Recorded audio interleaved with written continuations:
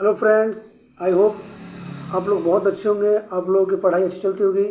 Welcome back to my channel अपना master Vishal Gautam.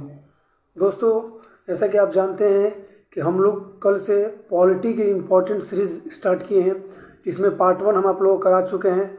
आज हम आप लोगों को पार्ट 2 कराएंगे, जिसमें आप दोस्तों आप लोगों के लिए हम एक इम्पॉर्टेंट शेड्यूल्स लाए हुए हैं, जो कि एग्ज़ाम पॉइंट ऑफ व्यू से बहुत ज़रूरी है।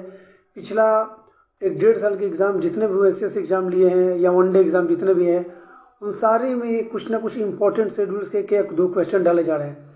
उसी चीज़ को अपने पॉइंट ऑफ व्यू से हम आज आप लोग के लिए बहुत बढ़िया सा कंटेंट लाए हुए हैं, जो कि दोस्तों की शेड्यूल से रिलेटेड है। सो दोस्तों, आज हम बात करेंगे, जैसा कि दोस्तों आप लोग जानते हैं कि हमने आपको कल पढ़ाया था कि हमारे संविधान जब बना था तो हमारे उस टाइम 8 शेड्यूल्स थे, लेकिन आज हमारे पास टोटल 12 शेड्यूल्स हैं। तो हम पढ़ेंगे कुछ इंपॉर्टेंट शेड्यूल्स। तो उसी कड़ी में दोस्तों हम लोग आगे बढ़ते हैं।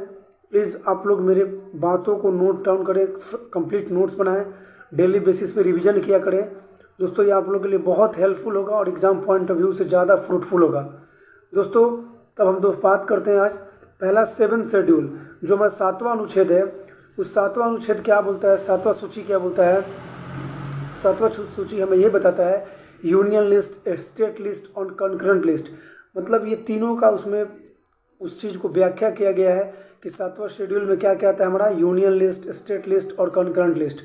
फिर अगर हम बात करें 8वां लिस्ट, 8वां सूची की, तो 8वें में हमारा ऑफिशियल लैंग्वेज आता है, हमारा आधिकारिक भाषा जो होता है। जैसे पहले हमारा जब संविधान बना उसमें 14 भाषा हमारे ऑफिशियल थे, लेकिन आज हमारे संविधान में 22 भाषा ऑफिशियल है।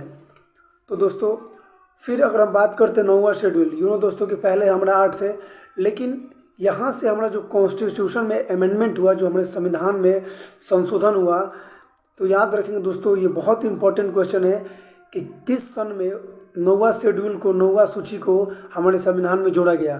तो सबसे पहले दोस्तों मैं आपको बताऊं कि 9वां शेड्यूल को हमारे संविधान में 1951 में जोड़ा गया, और ये हमारे देश का पहला संवैधानिक संशोधन था। और इसमें बताया गया है लैंड प्रोविजन के बारे में, ज़मीन के बारे में बताया गया है। फिर उसी तरह 10वां अनुसूची की बात करें हम, तो उसमें हमारा एंटी डिफेक्शन लॉ है। एंटी डिफेक्शन लॉ दल बदल कानून के बारे में, जो कि 52वां कानून कॉन्स्टिट्यूशनल अमेंडमेंट से जोड़ा गया है। फिर आगे हम बढ़ते हैं 11वां शेड्यूल। तो दोस्तों 11 शेड्यूल में हम लोग को पंचायती राज के बारे में बताया गया है, और दोस्तों इसको 73वां कॉन्स्टिट्यूशनल अमेंडमेंट के बारे में बताया गया है, जोड़ा गया है और बताया गया है। दोस्तों आप लोग कंफ्यूज ना हुआ, जो सीए लिखा हूँ मैं, 73वां सीए का मतलब है कॉन्स्टिट्यूशनल अमेंडमेंट, जो कि हम पहले लिख चुके हैं ऑलरेडी ऊपर 9वां शेड्यूल के पास में। कॉन्स्टिट्यूशनल अमेंडमेंट का मतलब हिंदी में बोलेंगे संवैधानिक संशोधन। और दोस्तों आप एक बात याद रखिएगा, हमारे भारत देश का सबसे पहला पंचायती राज किस जिला में बना, तो वो राजस्थान के नागौर जिला में बना, जो आप लोगों को मैंने मेंशन करा रखा है, नागौर जिला में। दोस्तों ये बहुत इंपॉर्टेंट है। फिर अगर दोस्तों मैं बात करूं,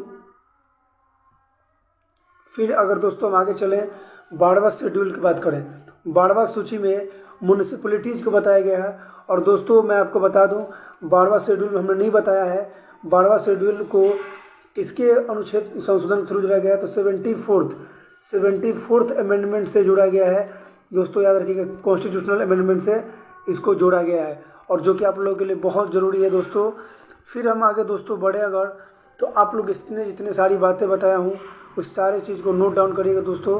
और फिर हम पीछे चलते हैं तो आपको बताएंगे इसी चीज़ की कड़ी में। अब आगे हम बढ़ेंगे, ध्यान रखिएगा इस चीज़ को क्या बताएंगे। तो दोस्तों अब हम लोग आगे बढ़ते हैं। आपको हमने 12वां सूची तक पढ़ा दिया, और आप लोगों को दोस्तों ये याद रखना है, जो 12वां सूची है, जो कि हम नोट्स में नहीं लिखे हुए हैं, आप लोग नोट डाउन कर लीजिएगा। उसको 74th कॉन्स्टिट्यूशनल अमेंडमेंट से जोड़ा गया है।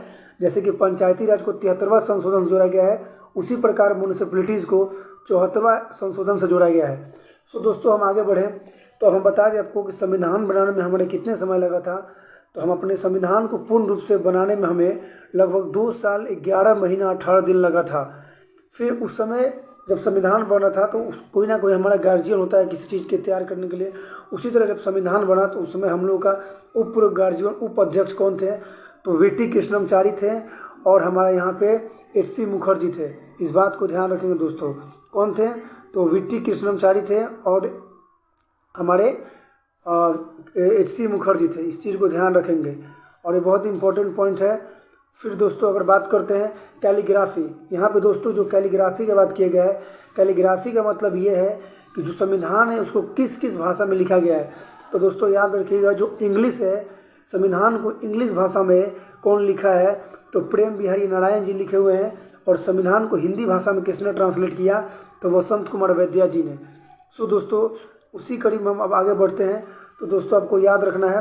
फिर अब हम बात करेंगे सोर्सेस के बारे में। संविधान में जो भी सोर्स लिया गया है, कौन सा सोर्स किस देश से लिया गया है। और दोस्तों आपको एक बहुत इंपॉर्टेंट बात बता दूं, ये क्वेश्चन अक्सर पूछा जाता है एग्जाम में, हर एक एग्जाम में, वनडे एग्जाम में, या दोस्तों की हमारे ये बहुत बड़ी बात है ये जानना हम लोग अपना एक फंडामेंटल, खुद एक अपना मौलिक चीज़ है हम इस चीज़ को जानना कि कौन सी चीज़ हम किस कंट्री से लिए हुए हैं। दोस्तों जैसे कि आप कल ही बताया था आपको हमने कि हमारा संविधान जब बन रहा था तो हमने बहुत सारी चीज़ें जो है अदर कंट्रीज से, दूसरे देशों से लिया है अपने संविधान को फ्रेमिंग करने के लिए।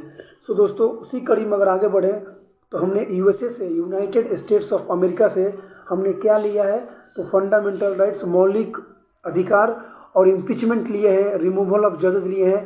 दोस्तों मैं आपको समझा दूं, फंडामेंटल राइट्स का मतलब होता है मौलिक अधिकार। जो आज हम लोग देखते हैं, आज हमारे संविधान में मौजूदा टाइम में 6 मौलिक अधिकार है, लेकिन जब संविधान बना था तो उस समय हमारे पास 7 मौलिक अधिकार थे।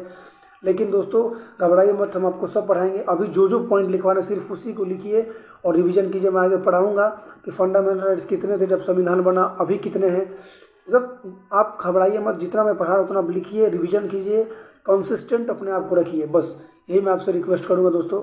सो दोस्तों याद आपको रखना यह है कि हम लोग अमेरिका से क्या क्या लिए हैं, तो फंडामेंटल राइट्स लिए हैं, इम्पीचमेंट लिए हैं, रिमूवल ऑफ जजेस लिए हैं।